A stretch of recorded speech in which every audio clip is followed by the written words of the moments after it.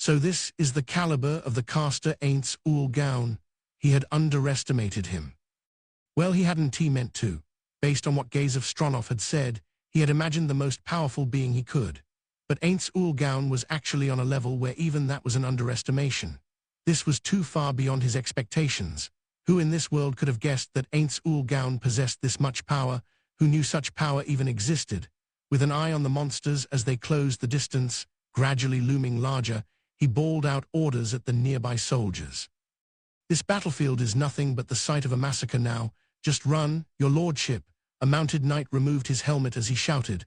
What will you do about the king? You idiot, there is no time to think of that. Your lordship, they ray nearly upon us. At the shout, he shifted his gaze back. The right wing, collapsing as everyone scrambled to get away, was beginning to get overrun.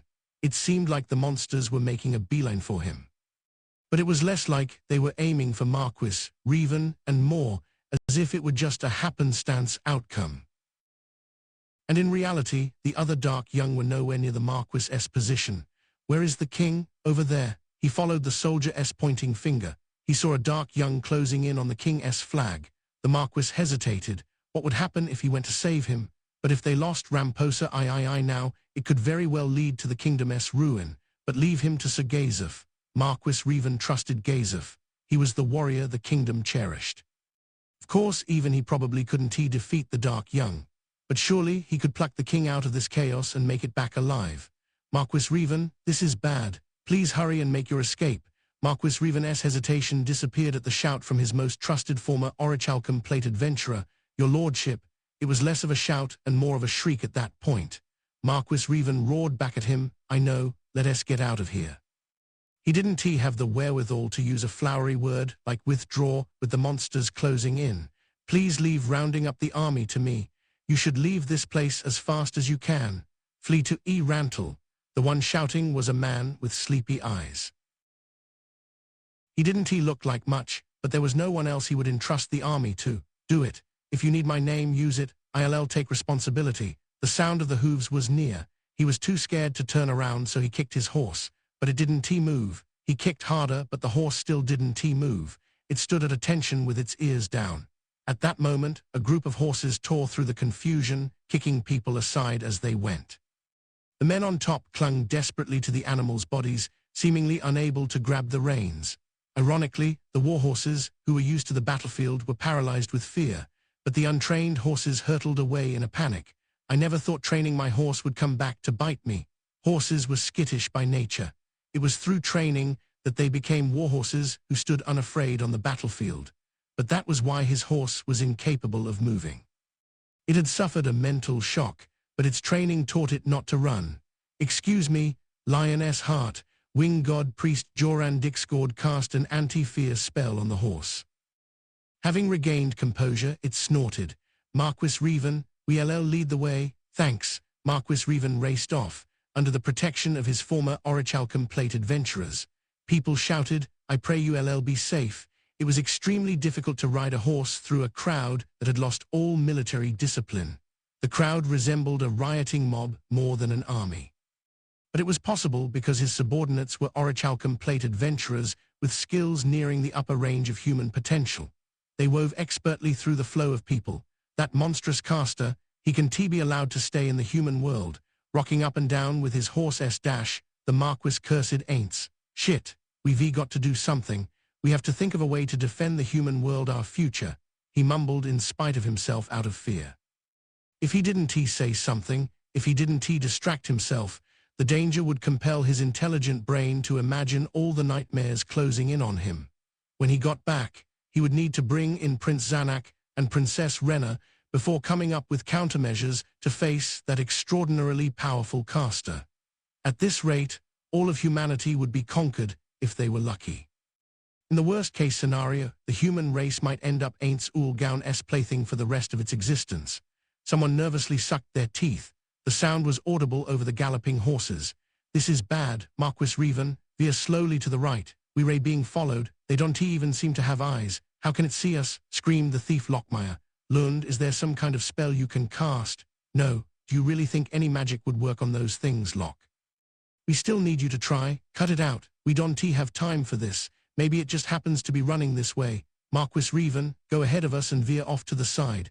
Their voices were trembling. The Marquis followed their instructions and rode at the head of the group. He veered in a direction where there weren't many people. From right nearby came the bleating of a dark young goat. The sound threatened to crush his pounding heart. It is close. His forehead became a fountain of cold sweat.